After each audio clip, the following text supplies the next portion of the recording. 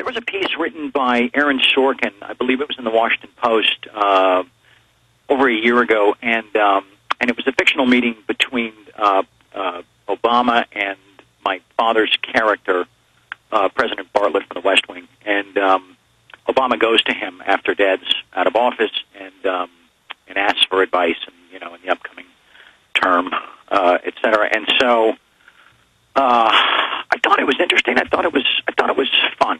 I thought it was cute and really well written. And then a few months ago, I just woke up with the title in my head, 20 Minutes with the President, and I just started thinking, what is this about? What is this? And I started formulating this image of President Obama and myself sitting down and having a discussion. And I thought, well, what's the discussion about? What am I really passionate about? And the discussion's about 9/11 and about a new investigation. And then I got into it, and I lost focus. I lost momentum. I kind of lost my passion in the piece. And I watched a documentary called Press for Truth. It was about the Jersey Girls and the Family Steering Committee, and there was a gentleman interviewed in there, Bob McElvain, and I found something so powerful about his message, so completely disarming and really poignant to all of these feelings that I had and all these thoughts I had about the piece. And so I discovered my motivation in that moment, because I thought to myself, if this gentleman, if this man who is living a life of this much sorrow can wake up one day and just for that day feel a little bit better about the state of things because of the work that I've done, because of the voice that I've utilized to bring attention to this, if I can do that for him, just one guy, then I've done something good. I've done something that matters, And, of course, that's beautiful, Charlie. Bob lost his son, and he's now raising their grandson with he and his wife. He's going to be on with us later in the next hour. And to paraphrase what you told me when you called me and said you wanted me to come out and work with you on this piece, I was very honored, was that you'd had so many of the families had written to you over the years. You'd seen their comments and stories thanking you, but then saying, why don't others stand up with him? And some did come out in the aftermath of you 3 years ago and going public, that you are doing this for the families. I mean, you're somebody. Absolutely. Go ahead. That is my focus. That is the driving force behind why I'm doing this. Yeah, but I think Alex, people need to know how integral you were to this process. That I called on you as my research expert, as my point man on that front to really help me make this thing bulletproof.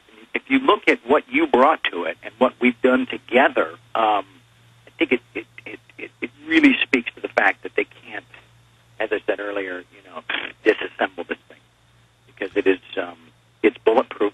And it is it's rooted in fact that we have collected from all of the mainstream arms of media, and so that's what's pissing them off right now, is that we're using all the stuff that they published, and now they can't refute it, And it's ridiculous that Limbaugh, when it's all over the news in hundreds of papers, first line in the Times of London, LA Times, everywhere, that it was a mock letter of the points you'd like to bring to him, kind of a vehicle to publicly give Obama the data. And there's no doubt the White House has read it and seen it. You've talked to them.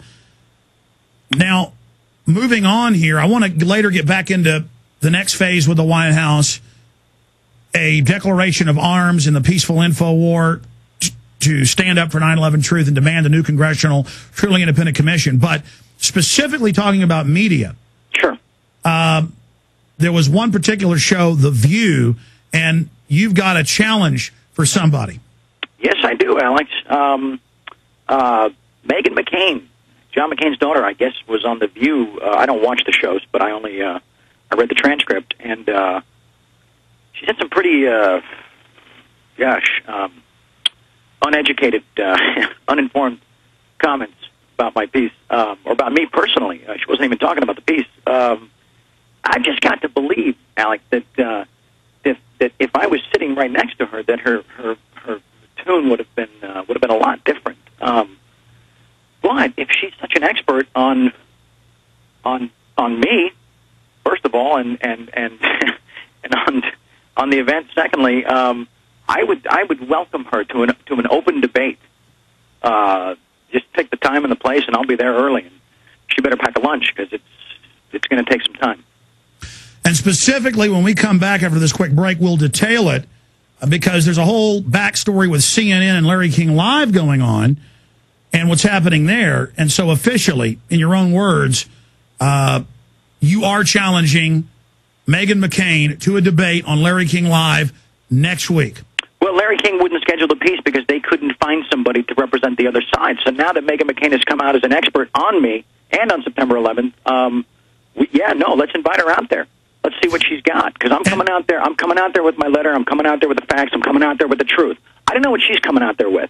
Maybe she's promoting a book. I don't know, but this is a lot more important than Pulp Fiction.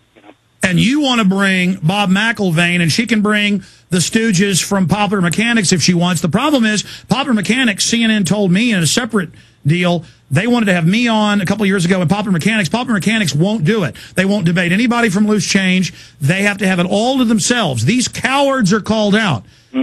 They need to come debate you with Meghan McCain next week on Larry King Live.